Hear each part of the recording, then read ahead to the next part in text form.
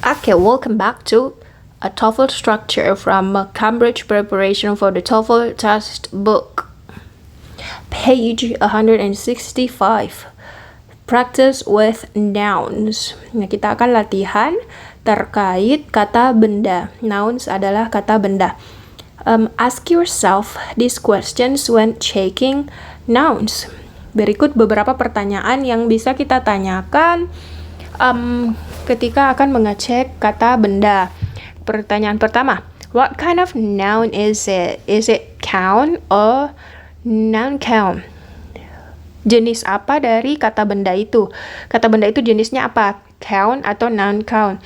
Bisa dihitung atau tidak bisa dihitung?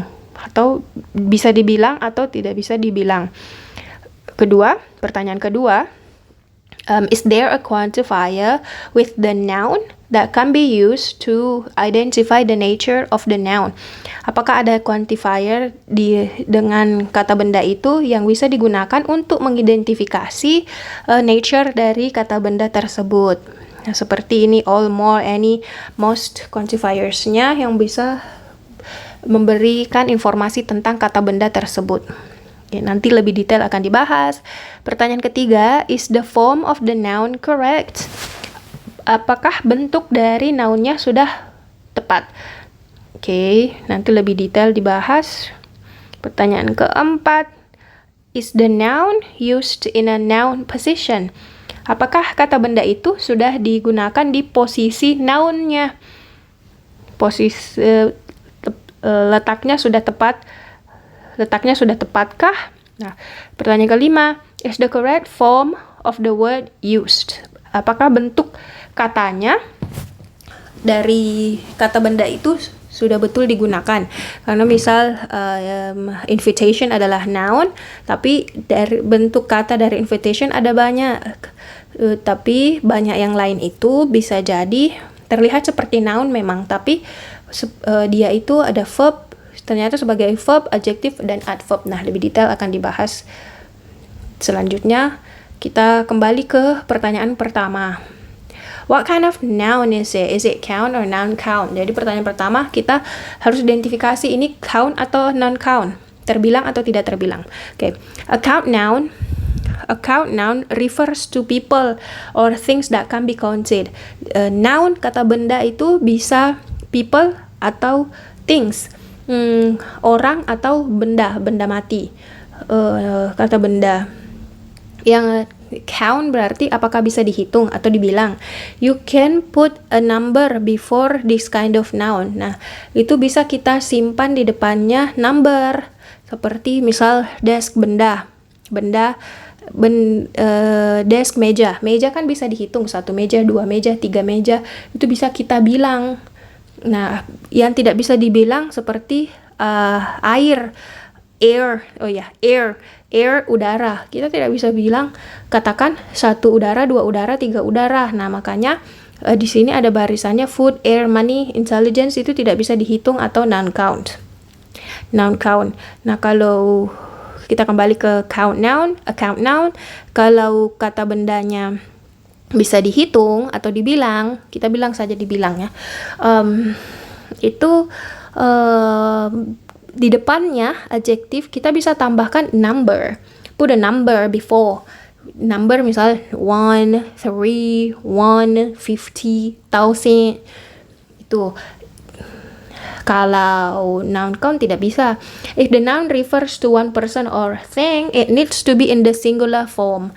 Tapi kalau jika kata benda itu menunjuk kepada satu benda atau satu orang, makanya kata benda itu harus dalam bentuk singular. Singular lawannya plural. Tunggal, harus dalam bentuk tunggal. If it refers more than one person, tapi jika kata benda atau kata benda itu merujuk kepada orang atau barang lebih dari satu, maka harus dalam bentuk plural.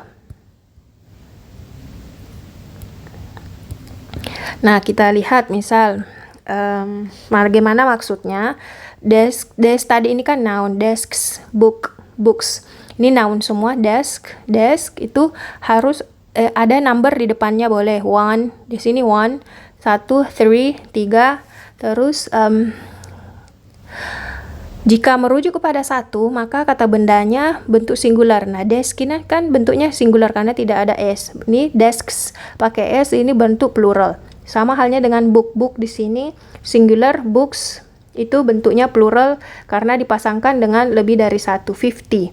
Kalau cuma satu tidak pakai s. Oke. A noun count refers to general things such as qualities, substances, topics, menunjukkan kualitas, substances, isi, topik. Non-count nouns cannot be counted and have only a singular form. Nah, ingat jika noun counts itu hanya memiliki bentuk singular dan dia tidak pernah plural.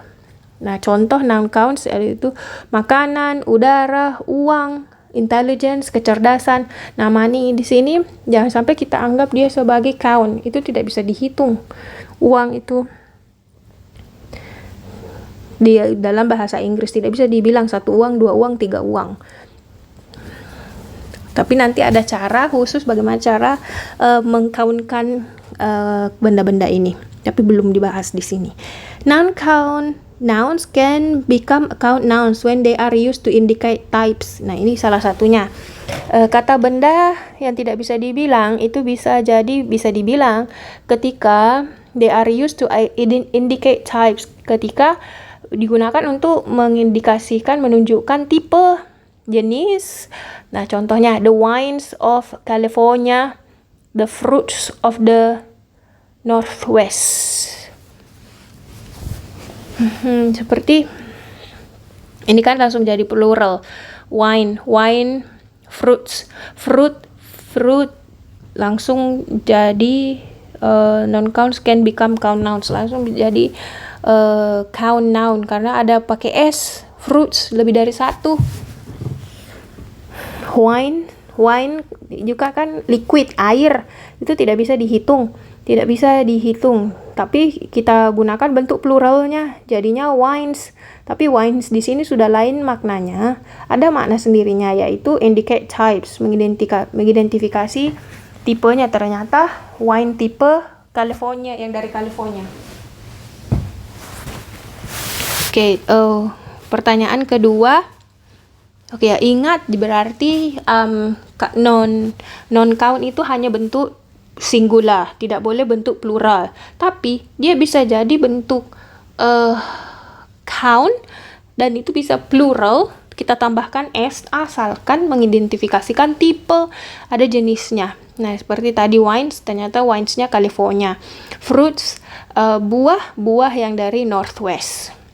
Oke, pertanyaan kedua, setelah kita mengetahui kalau kata benda itu count atau non-count. Lanjut, is there a quantifier with the noun that can be used to identify the nature? Nah, kita lihat ada di 3, 4, ada 4 pilihan. Some quantifier are used with both plural count nouns and non-counts.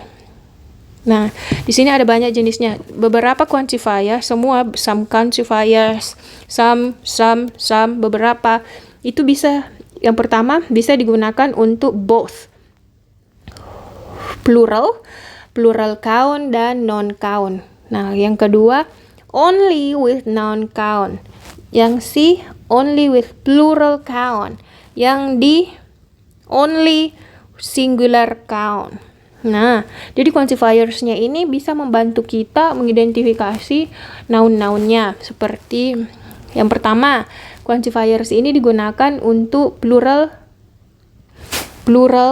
count, kata benda yang bisa dihitung bentuk jamak, dan non count yang tidak bisa dihitung seperti tadi air, udara, kecerdasan, itu bisa dipakai all, semua, more, lebih banyak, any, most, paling banyak, enough, cukup, some, beberapa, a lot of, banyak, lots of, banyak, plenty of, banyak. I have enough money to buy the watch.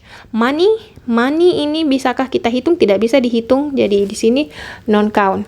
Kita pakai enough. Nah, enough ternyata bisa juga dipakai untuk yang count plural. Ini sandwiches. Sandwiches itu plural kan karena ada es-nya. Enough. Jadi enough itu boleh dipakai di noun count, bisa dipakai count. Nah, quantifiers yang hanya bisa dipakai yang non count, yang tidak bisa dihitung. Contohnya a little sama much. Nah, a little sedikit, much banyak. There is a little milk. There is not much sugar. Nah, kita perhatikan yang much. Much ini hanya bisa dipakai untuk noun count. Pasangannya much itu yang untuk plural many. Jadi jangan diputar atau ditukar-tukar penggunaan much dan many. Much itu khusus untuk noun count, many itu untuk count. Oke. Tapi maknanya sama, artinya banyak. Nah, lanjut untuk C, some quantifiers are used only with plural count nouns. Untuk plural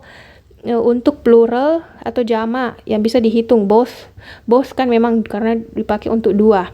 Many banyak, a few sedikit, several beberapa. Several ini beberapa berarti harus dipasangkan dengan plural. Contohnya I took both apples. Saya mengambil kedua apel tersebut. We saw several movies. Kami melihat beberapa movies.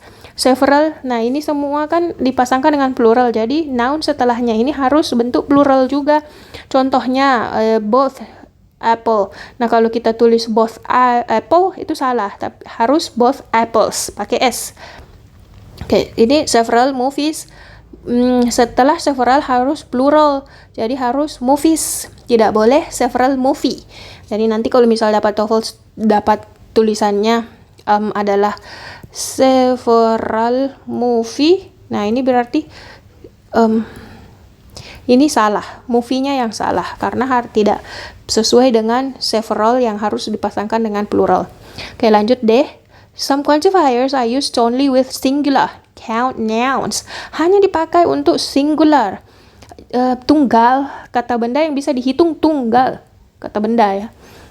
Another, each, every. Another yang lain, each setiap, every setiap. Nah, itu harus singular setelahnya. Another piece, potongan yang lain. Every child ini singular. Child singular, piece juga singular. Nah, berarti kalau nanti ada soal TOEFL yang begini, every children, nah ini yang salah, children, karena setelah every itu harus singular. Ini juga each people, misal contohnya each people, setiap orang. Nah, people ini salah, tidak boleh people karena people ini adalah plural, sedangkan each ini hanya bisa digunakan untuk singular. Jadi people harus diganti each person.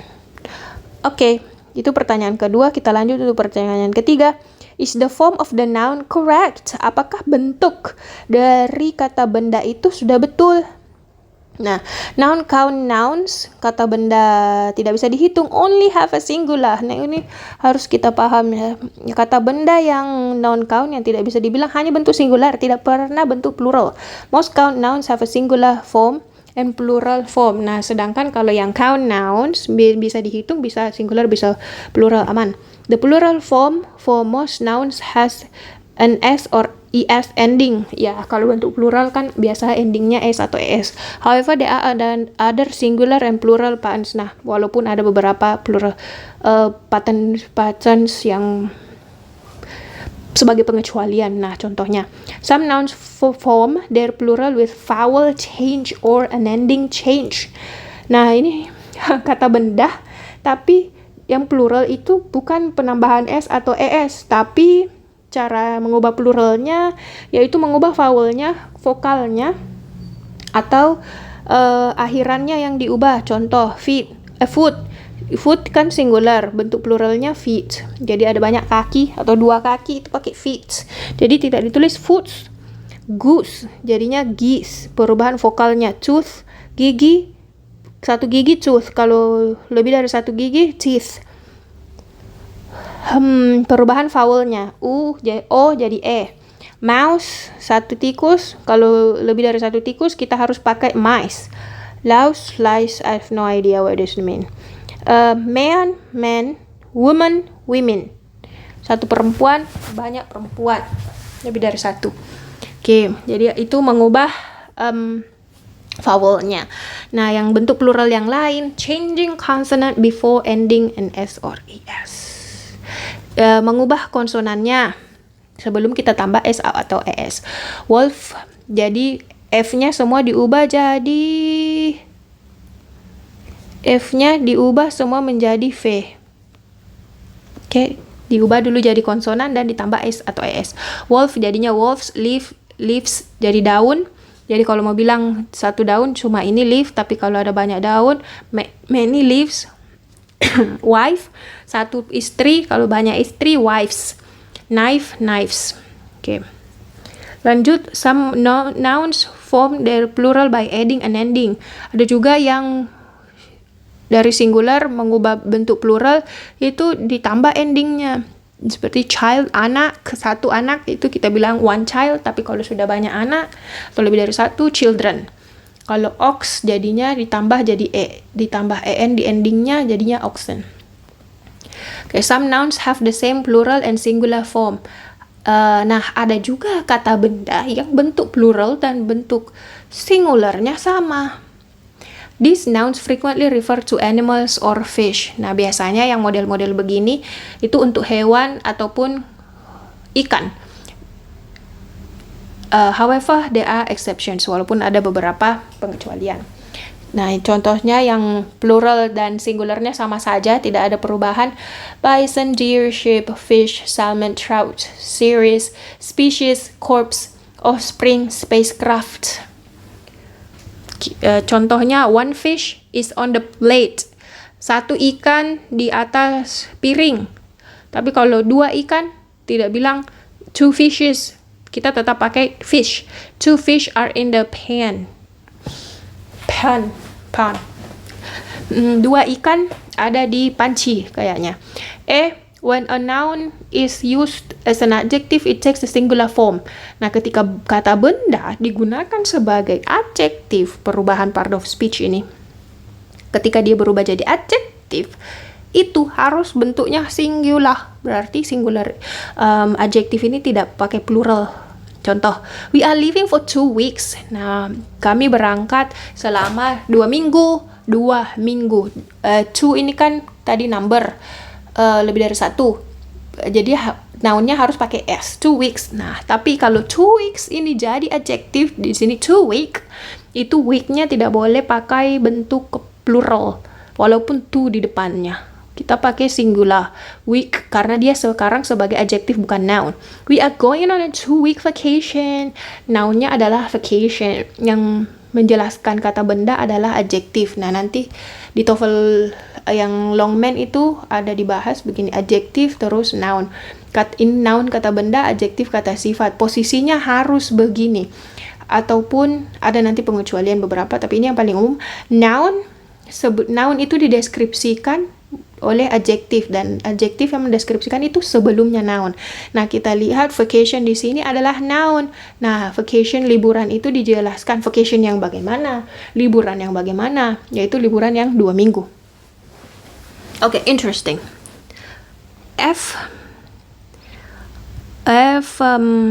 Collective nouns. Noun yang berkelompok refer to an entire group, yang merujuk kepada semua grup. When a collective noun indicates a period of time, a sum of money, or a measurement, it takes a singular verb. Too many explanation about noun. When a collective nouns indicate, nah, collective nounnya ini mengindikasikan period, jangka waktu, jumlah uang, pengukuran, itu harus singular. Oh my god. Verbnya harus, kalau dia di noun tersebut berarti diidentifikasikan sebagai noun yang singular, berarti verbnya harus singular. Nah, ini kita lihat verbnya singular semua, is. Seperti 2 weeks. 2 weeks. Nah, kita kan kelihatan kalau weeks ini plural. Tapi kenapa verbnya is? Karena 2 weeks itu merupakan collective noun. Jadi dianggap singular. Makanya verbnya yang dipasangkan adalah is. Oke, lanjut. $10. $10. Dollarsnya ini kan plural. Kenapa bukan verbnya are? $10 are all I have. Nah, tidak, karena $10 ini adalah collective noun.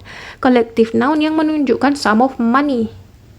Oke, 2 weeks tadi menunjukkan a period of time.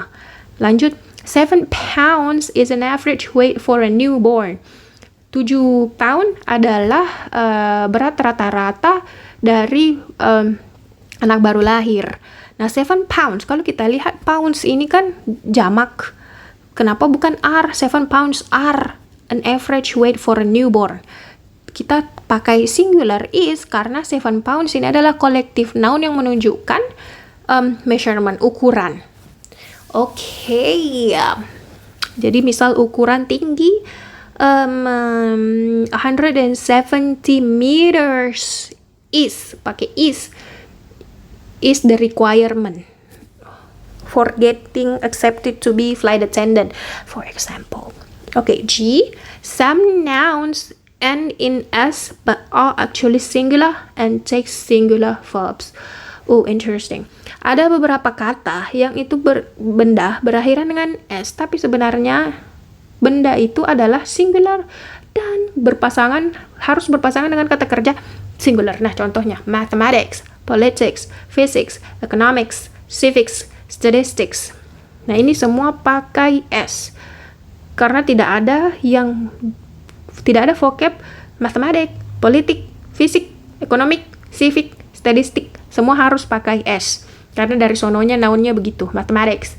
Nah, kelihatan memang plural, terlihat seperti plural, but kosakata itu adalah singular dan harus berpasangan dengan kata kerja yang singular. Seperti physics is Professor Brown's specialty. Fisika adalah spesialitasnya dari Profesor Brown. Diseases, nah contoh yang berakhiran S juga seperti penyakit, measles, mumps, herpes, measles. Nah, ini memang kelihatan kayak ada S-nya. Jadi terkesan plural, padahal dari sononya itu measles itu singular karena penyakit. Jadi, berarti selain dari subjects, mathematics, civics, physics, statistics, itu nama penyakit juga, measles, mumps. Oke, lanjut. Yang keempat, kita harus menanyakan, is the noun used in a noun position? Nah, noun ini apakah sudah tepat posisinya sebagai noun? Tadi kan ada adjektif dulu baru noun. Nouns are used in the following position. Nah, berikut beberapa penggunaan noun posisinya. Jika dia sebagai subjek, posisinya subjek dulu baru verb. Ini subjek, terus ini verb design. As complements. Complements pelengkap setelah verb. An engineer di belakang complements.